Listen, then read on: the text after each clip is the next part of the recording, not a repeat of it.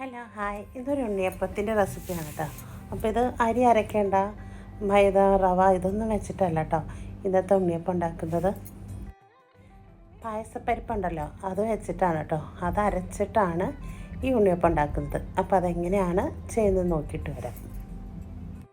അപ്പോൾ അത് പരിപ്പ് നല്ലതുപോലെ കഴുകിയിട്ട് ഒരു 2 മണിക്കൂർ വെള്ളത്തിലിട്ട് വെച്ചതാണ്, അത് കുതിർത്തതാണ് കേട്ടോ.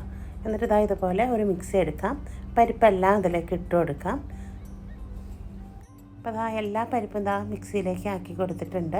എന്നിട്ട് ഇതിലേക്ക് 2 ഏലക്ക അത് മുഴുവത്തേപ്പാടി ഇട്ട് കൊടുത്തിട്ടുണ്ട്. ഒരു പിഞ്ച് ഉപ്പിട്ട് കൊടുക്കാം. അതിന് ശേഷം ഞാൻ ശർക്കര ഉരുക്കി വെച്ചിട്ടുണ്ടായിരുന്നു, ഒരു 500 ഗ്രാം ശർക്കര. അത് മധുരത്തിനനുസരിച്ച് എടുക്കാം കേട്ടോ.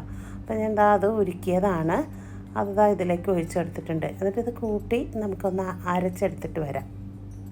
ഒരു പകുതി അരച്ച് കഴിയുമ്പോൾ എടുത്തിട്ട് വന്നിട്ട് 1/2 കപ്പ് അരിപ്പൊടി, വറുത്ത അരിപ്പൊടി. 1 കപ്പ് പരിപ്പിന് 1/2 കപ്പ് വറുത്ത അരിപ്പൊടിയാണ് കേട്ടോ ചേർത്തേക്കുന്നത്. എന്നിട്ട് ഇത് രണ്ടും കൂടി നല്ല പോലെ അരച്ചെടുത്തിട്ട് വന്നിട്ടുണ്ട്. എന്നിട്ട് നന്നായിട്ടൊന്ന് മിക്സാക്കി കൊടുക്കാം. ഇപ്പോൾ നന്നായിട്ടൊന്ന് മിക്സാക്കി കൊടുക്കാം. ഇതിപ്പോൾ ഇച്ചിരി ലൂസായിട്ടാണ് ഇരിക്കുന്നത്, എന്നാലും കുഴപ്പമില്ല. നമുക്കൊരു മണിക്കൂർ റെസ്റ്റ് ചെയ്യാൻ വെക്കണം. റെസ്റ്റ് ചെയ്തതിന് ശേഷം എന്താണെന്ന് വേണ്ട, ഇത് നോക്കി മിക്സാക്കി എപ്പോഴും കുറച്ച് കട്ടിയായിട്ടില്ലേ, അതുകൊണ്ടാണ് കേട്ടോ. അത്രയും ലൂസായി ഇരുന്നാലാണ് കുറച്ച് ഇരിക്കുമ്പോൾ ഇങ്ങനെ കട്ടിയായിട്ട് വരും. പിന്നെ നമ്മളിതാ കുറച്ച് തേങ്ങാക്കൊത്ത് നെയ്യിൽ വറുത്തിട്ടിട്ടുണ്ട്. എള്ള് വേണമെങ്കിൽ ചേർക്കാം, ഞാൻ ഇതിൽ എള്ള് ചേർത്തിട്ടില്ല, തേങ്ങാക്കൊത്ത് മാത്രം കേട്ടോ ചേർത്തിരിക്കുന്നത്. പിന്നെ ഇപ്പോൾ ഇതുപോലെ ഒരു ഉണ്ണിയപ്പച്ചട്ടി വെച്ചെടുത്തിട്ടുണ്ട്. അതിലേക്ക് ഒരല്പം നെയ്യ്, ഓരോ കുഴിയിലും കുറേശ്ശെ നെയ്യാണ് കേട്ടോ ചേർത്തേക്കുന്നത്. ഫുള്ള് നെയ്യ് ഒഴിച്ചിട്ട് വേണമെങ്കിൽ ഉണ്ടാക്കാം.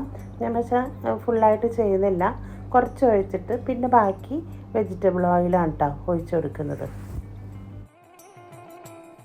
ഇനിയിപ്പോൾ എണ്ണ നന്നായിട്ട് ചൂടായതിന് ശേഷം നമ്മുടെ മാവ് ഇതിൽ കോരി ഒഴിക്കാം. ഒരു ചെറിയ തവിയാണ് കേട്ടോ എടുത്തിരിക്കുന്നത്, അതിൽ കോരി ഒഴിച്ചാൽ മതി.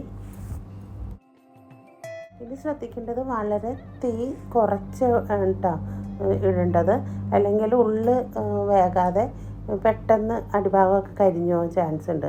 അപ്പോൾ ഒരു വശം മുരിഞ്ഞ് കഴിഞ്ഞപ്പോഴും ഞാൻ തിരിച്ചിട്ട് കൊടുക്കുകയാണ് കേട്ടോ. അടിപൊളിയാണ് കേട്ടോ ഇത്, ഈ പരിപ്പ് വെച്ചിട്ട് ഉള്ള ഉണ്ണിയപ്പം കഴിക്കാനായിട്ട്.